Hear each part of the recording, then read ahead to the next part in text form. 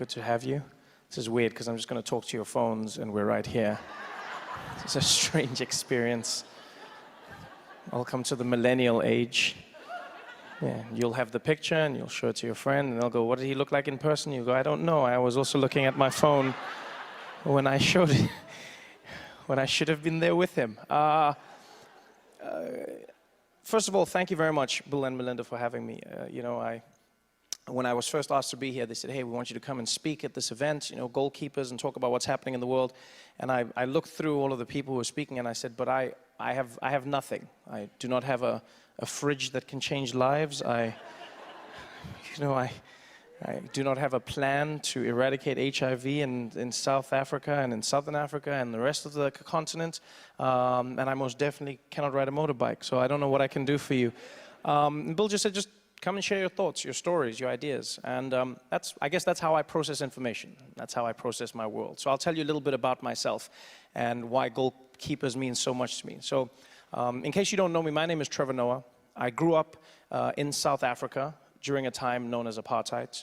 And for those who don't know, apartheid was a system of laws which made it illegal for black people and white people to integrate with each other, amongst other things. Black people lived in separate areas to white people. They had different rules. They were segregated. And this was particularly tough for me because I grew up in a mixed family, right? Well, with me being the mixed one in the family. My mother's a black woman, Xhosa woman from South Africa. And in case you're wondering, Xhosa is one of the languages with the clicks in it. Xhosa, right? Xhosa. But not like in American movies. I've seen those movies where they have the Africans and they're like, no, no, no, no, no, no, no. That's not a language, all right? No, even we watch those movies and we're like, I wonder what they're saying, eh? It's not a language. But my mother's a Xhosa woman, South African. My father's Swiss from Switzerland and was a white man, and so, well, still is a white man. He didn't change. And so they got together during this time, which was against the law, and they had me. And, it wasn't easy growing up in this family, and that's really where our journey began. Because we were a family that couldn't be together. We were a family that was, for all intents and purposes, a crime that existed. Me being born from my mother, because of my father, was me being born a crime. And, one of the biggest things I connected with when, reading about Goalkeepers and learning about the organization was the optimism, was the ability to see what no one could see at a time when no one should almost have the right to see it. My mother was one of those people. My mother's a beautiful, powerful woman who endured a lot during her life. We lived through apartheid in South Africa. We lived through her going on to marry a man who was extremely abusive and alcoholic. And throughout all of that, the one thing that I always admired in my mom was that she had the ability to appreciate the reality of the world she was in, but also optimistically pursue the future that she wished to exist in. And that's for me what Goalkeepers is all about, optimism. People always ask, they go, is the world going to be in a better place? Is the world getting better or is it getting worse? Now, depending on who you ask, there will always be a different answer. I've come to find one of the reasons I believe the world is getting better is because we have access to information on how bad the world actually is, which I know is a strange thing to say, but that's honestly what I believe. As a young person, and as someone who makes a show for young people, one of the most powerful tools I've realized is information. We come from an age where there was misinformation, disinformation, and there is some of it today. But now, more than ever, young people communicate across borders, across continents. You see people in England and in America and South Africa tweeting, talking to people in Myanmar. You see people speaking out about what they see happening in Sudan. You see people commiserating and sharing with victims of hurricanes across the Caribbean or across Texas. And whenever I look at that, I go, it's one of the most powerful tools that, if harnessed correctly, can lead to a completely new way that we communicate and we change the world. And young people are driven. That's one of the most beautiful things I've realized is we live in a new age. Millennials oftentimes are mocked. They say they're lazy, they believe that they're entitled, and they cry about small things, which is true, but they're also driven. They also wish to make a change. They also believe that they can make a change. And I believe that information and these tools that we possess today have helped increase that. More than ever, we see that in America. As the host of The Daily Show, I'm obviously in a world where we comment on news and politics.